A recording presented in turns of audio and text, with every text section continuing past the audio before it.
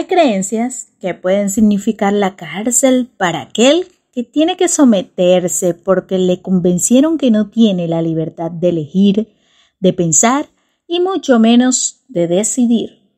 Es así como se definen los matrimonios en Pakistán, quienes ordinariamente siguen la legislación conyugal islámica. Y esta práctica se extiende a otros países del mundo donde existen comunidades pakistaníes en el extranjero. Por consiguiente, las mujeres están sometidas a un sistema de dominación cultural, patriarcal, exagerado, descomunal, en el que prevalecen los derechos de los hombres, mientras que las mujeres llegan a ser utilizadas como negocio para los beneficios familiares.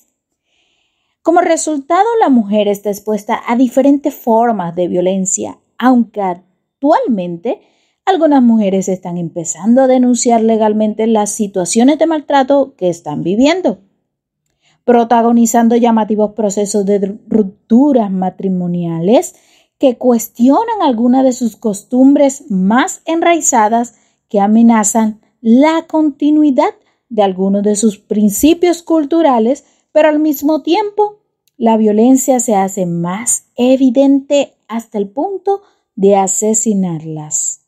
Y este es el caso de Sania Khan, quien era una joven pakistaní estadounidense de 29 años, considerada por sus amigos como una mujer auténtica, positiva y desinteresada. Naturalmente era capaz de darlo todo por su familia o amigos. Y sin duda era un placer estar cerca de ella. Era una fotógrafa de contenido que vivía en Chicago, especialista en fotografía de bodas y relaciones.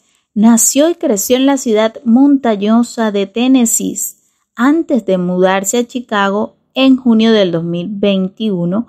Ella creía en la fotografía como el aspecto más importante de su existencia. Ella empezó a pasar el tiempo con la fotografía y se encontró con que esto era su pasión y se convirtió en profesional. Todo empezó cuando compró su primera cámara y se fue a hacer un viaje. Esta experiencia le cambió completamente la vida y provocó que se enamorara de la fotografía y fue cuando decidió dedicarse a esta profesión. Luego empezó a estudiar y esta carrera fue maravillosa para ella. A pesar de todo, estos aspectos positivos de su vida, a ella le abrigaba una sensación de soledad y abandono porque algunos miembros de su familia no aceptaban su decisión de querer divorciarse de su esposo, ya que su matrimonio se construyó sobre la base de mentiras y manipulación. Sania Khan fue novia de Ahmad durante 5 largos años. Esta relación fue básicamente a distancia todo el tiempo y Sania sentía que eran incompatibles. Sin embargo, ellos se decidieron casar en junio del 2021 y tuvieron una fabulosa y gran boda pakistaní. Luego se mudaron a Chicago. Él era un experto monitoreando la ropa que ella vestía. Era cuidadoso para saber con quién salía y cómo se presentaba. Solo quería que Tania estuviera bajo su control. Y fue entonces que durante esa convivencia brotó el hecho de que realmente no eran el uno para el otro. Y por eso ella se sentía atrapada en el sentimiento de culpa de tomar decisiones en pro de su libertad. Se sentía en una encrucijada, pero anhelaba con ansia salir de ese mundo. Aunque amaba a su familia, pero por su familia había estado en una relación a la que deseaba abandonar. Además de que ambos de sus familiares la amenazaron con quitarle la vida si ella se divorciaba de su esposo. Así también le dijeron que ella se vestía como una prostituta, que no volviera a su ciudad natal porque la iban a matar.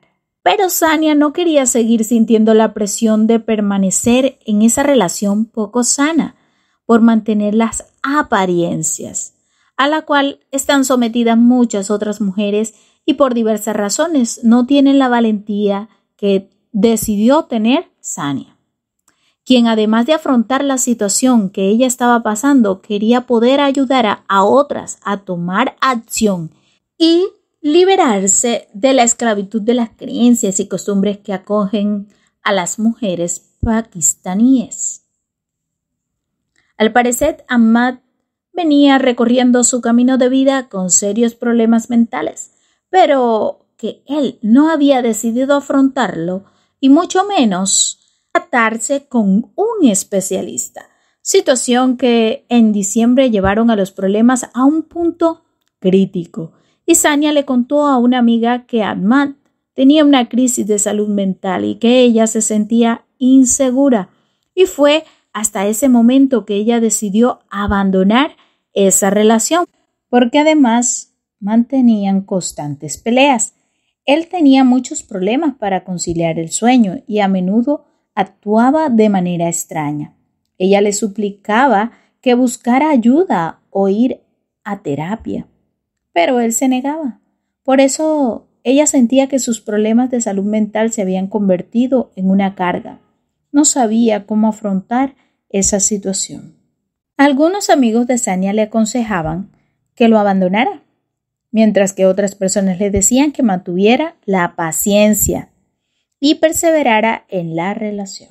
Sania pensó en el divorcio y le comentó a un amigo, y en ese encuentro, cuando se vieron por última vez en Chicago en el mes de mayo, ella se derrumbó porque el divorcio se consideraba vergonzoso y que se sentía extremadamente sola, además del hecho de que le atemorizaba lo que diría la gente, porque ella era la hija de una pareja divorciada y había sido testigo de primera mano del estigma que algunas comunidades del sur de Asia le atribuyen a las mujeres que abandonan sus matrimonios.